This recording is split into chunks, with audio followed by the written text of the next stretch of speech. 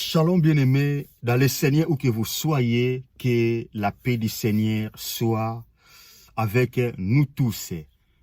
Permettez-moi de prier avec nous. Père, content de t'écouter Yahweh, merci pour le Saint-Esprit, dans le nom de Jésus.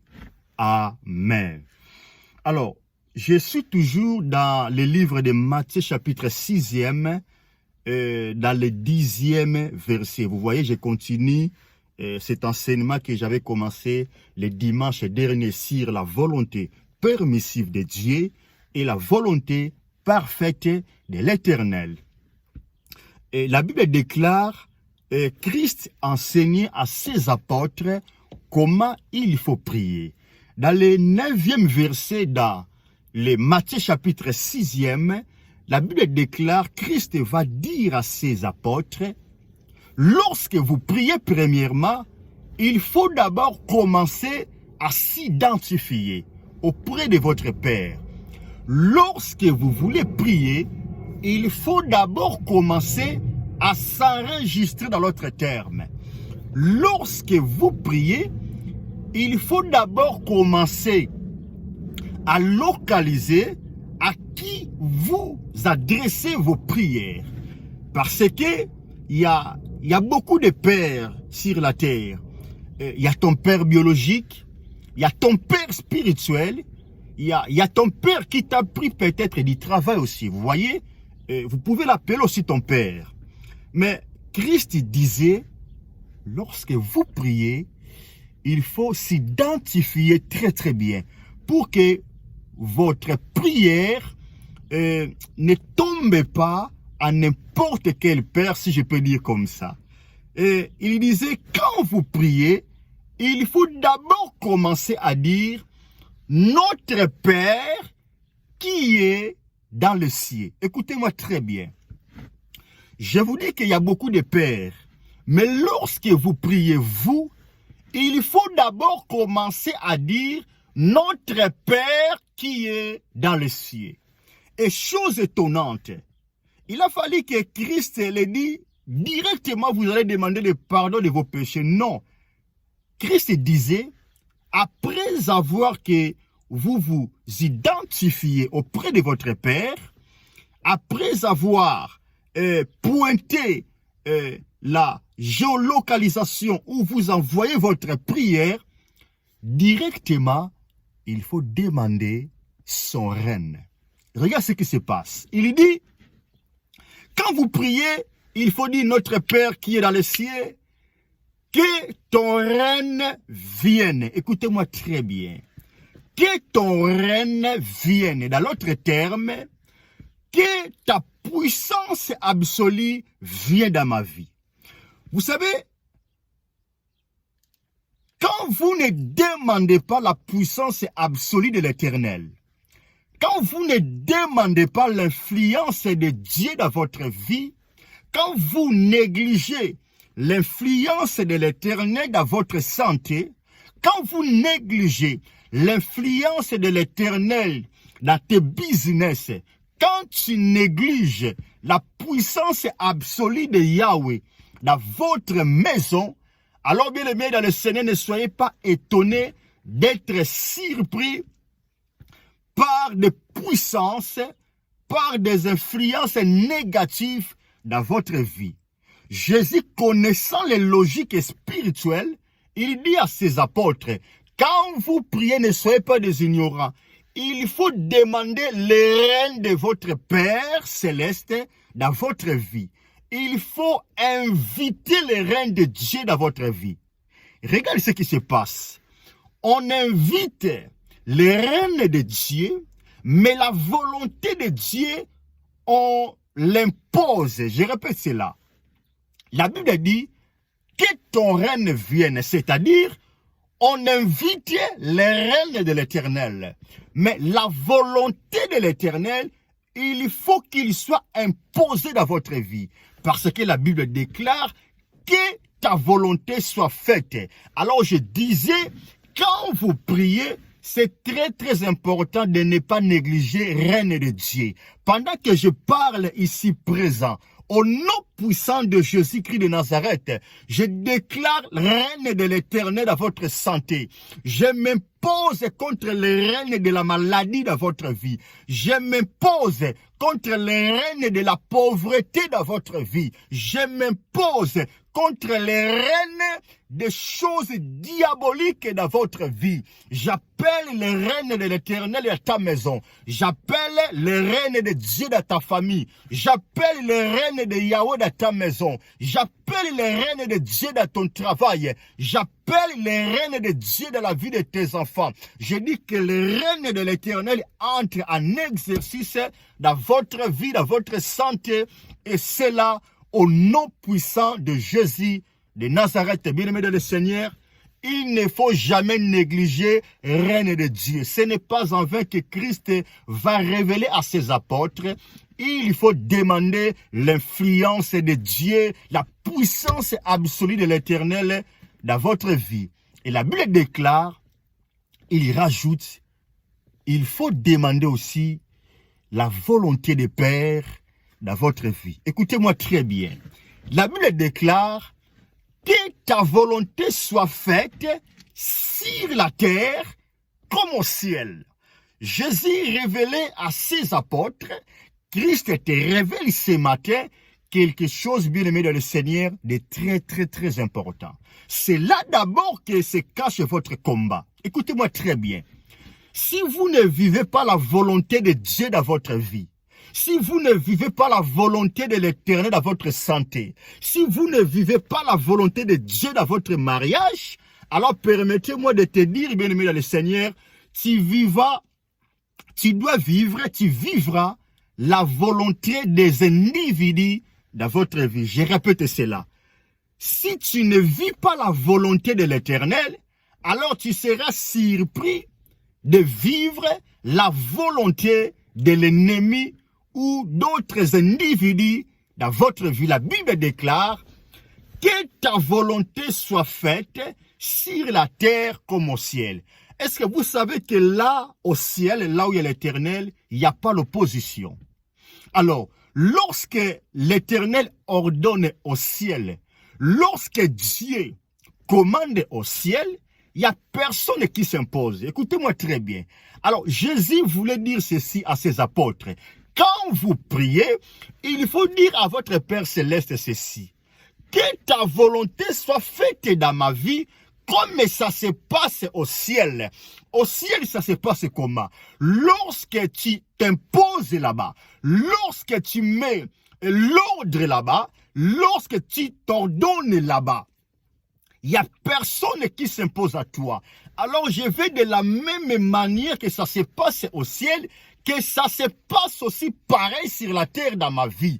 Pendant que je parle ici présent, bien-aimé dans le Seigneur, peut-être vous ne me comprenez pas. Je déclare dans votre maison, je déclare dans votre vie, je déclare dans tes études, je déclare dans votre ministère que la volonté de l'Éternel soit faite comme au ciel. Je répète encore, que la volonté de Dieu soit faite dans votre vie comme ça se passe au ciel. Parce qu'il n'y a personne ne peut s'imposer devant l'Éternel au ciel. Je déclare qu'il y aura personne qui s'imposera dans ta vie sur la terre. Je persiste encore dans tes affaires, bien-aimé dans le Seigneur, dans tes projets, dans votre santé, dans votre ministère, dans la vie de tes enfants.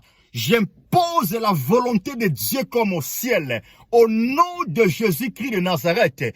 Or, la volonté de Dieu se situe dans le livre de Jérémie chapitre 29 et le 11e verset. Il dit, je connais les projets que j'ai formés sur vous, les projets de paix et de bonheur et non les projets de malheur. Vous voyez, la volonté de Dieu, la volonté parfaite de l'Éternel est que vous vivez son projet de bonheur et non des malheurs. Mais regardez maintenant là où je vais m'atterrir.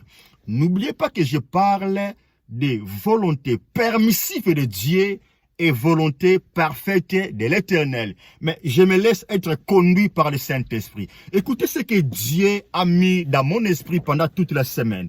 Malgré, je fouillais cela, je préparais autre chose, mais vous voyez, ça revient toujours.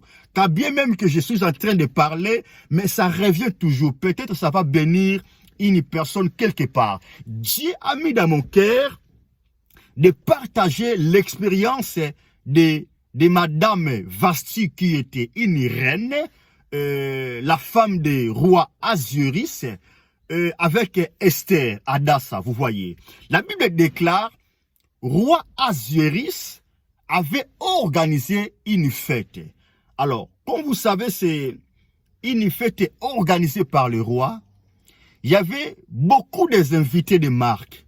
La Bible déclare, le roi avait pris du vin, vous voyez, mais à la fin de la fête, il a ordonné qu'on ramène sa femme pour que sa femme expose sa beauté. Parce que la Bible déclare, Vasti était très belle. Écoutez-moi très bien. La Bible dit, Vasti a décliné l'appel du roi. Vasti a refusé l'appel de son mari. Alors, si vous voulez dire ça à la manière du Congolais, vous direz, Vasti a boudé l'appel du roi. Alors, le roi était tellement honteux. Vous voyez, sa femme a refusé son appel. Regardez ce qui se passe, pour être bref. La Bible dit qu'il a fallu maintenant qu'on puisse chercher une autre femme pour le roi. Mais cette fois-ci, il faut que la femme-là soit vierge. Mon frère, vous connaissez l'histoire. C'était Esther qui avait trouvé grâce auprès de l'Éternel. Mais regardez ce qui se passe. Lorsque le roi appela Vasti pour qu'elle se défile, pour qu'elle expose sa beauté, l'Éternel avait endurci. Dieu, dans sa volonté permissive, il a permis que le cœur de Vasti soit fermé. Écoutez-moi très bien. Mais pourquoi Dieu a permis que reine Vasti puisse perdre cet mariage? Parce que Dieu ne fait rien au hasard. Bien-aimé, écoutez-moi très bien. Là où Dieu t'établit, vous voyez dans cette entreprise, vous voyez dans cet mariage, vous voyez dans cette affaire-là, dans cette business, dans cette relation, si ça vient de l'Éternel, écoutez-moi très bien, au moins que ça vient de toi-même, ou ça vient de d'autres dieux. Mais si c'est l'Éternel qui t'a donné ce ministère, si c'est Dieu qui t'a établi dans cette affaire, Dieu n'établit jamais une personne pour plaisir. La Bible déclare, Dieu ne fait rien au hasard. Alors, dans la volonté permissive de Dieu, parce que je parle de la volonté permissive et la volonté parfaite. Dans la volonté permissive de Dieu, Dieu avait fermé les cœurs de reine Vasti. Dieu avait permis que reine Vasti décline, refuse l'appel, convocation du roi pour que lui, l'Éternel, puisse introduire Esther dans la royauté. Écoutez-moi très bien. Mais Dieu n'a pas introduit Esther dans la royauté juste pour plaisir. Je viens de vous dire que Dieu fait chaque chose dans un but. Dieu n'est pas n'importe qui pour te faire plaisir. La première mission d'Esther auprès du roi Ahasuérus, c'était d'abord, si vous lisez la Bible, d'épargner le roi contre l'attentat, d'épargner le roi contre la mort. Vous allez remarquer, lorsque Esther est devenue reine, la première des choses, il y avait les collaborateurs des rois qui ont livré le roi chez les brigands. Alors, Mardochée, l'oncle d'Esther, avait remarqué cela. Il appelait sa nièce, donc Esther, et Esther rapporta ce message chez le roi. Ce qui fait que le roi était épargné contre la mort. C'était la première mission d'Esther. Vous voyez que ce n'était pas au hasard que Dieu a permis que le cœur de Vashti soit endurci pour que le roi change une femme. Voyez, pourquoi je dis ça? L'état me manquerait parce que je suis obligé d'arrêter à 20 minutes, mais il y a beaucoup de choses de parler. Mon frère et ma sœur, ce que tu peux retenir dans le même passage biblique, Dieu a permis, vous voyez, il y a la volonté permissive et la volonté parfaite. Le même Dieu qui a permis que Vashti sorte de mariage, il est le même Dieu qui a permis, dans sa volonté parfaite, que Esther soit introduite dans ce mariage. Parce que lorsque Esther était introduite dans ce mariage, Esther était venue dans une mission. Lorsque Dieu te place devant un roi, lorsque Dieu te place devant un homme de Dieu, lorsque Dieu te place dans ce mariage, dans cette relation, Dieu t'a placé dans un but bien concret, bien aimé dans le Seigneur. Et si vous lisez la Bible, vous allez comprendre. Parce que Esther était devenue reine, la Bible déclare, c'est par elle que plus tard, Israël, le Juif, doit être sauvé par le complot de Haman. Vous voyez, Dieu ne fait rien au hasard. Dieu a permis que Vashti quitte le mariage et Dieu a permis que Esther soit introduite dans ce mariage. Mais lorsque Esther était introduite dans ce mariage, Esther n'était pas venue pour prouver Vashti. Vous voyez, lorsque Dieu va t'établir quelque part, tu n'es pas établi pour prouver les autres. Lorsque Dieu te donnera de l'argent, lorsque Dieu t'élèvera, Dieu ne t'élèvera pas pour prouver, non. Dieu ne t'élèvera pas pour prouver, j'insiste. Dieu ne te bénira pas pour faire le mal aux autres. Dieu ne te donnera pas cette influence pour détruire la vie des autres. Vous voyez, mais lorsque Dieu t'élèvera, je parle de Dieu.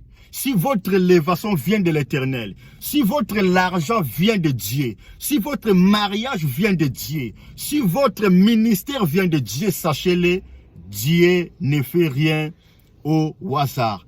Que le Saint-Esprit continue à vous enseigner, que le Saint-Esprit continue à vous parler.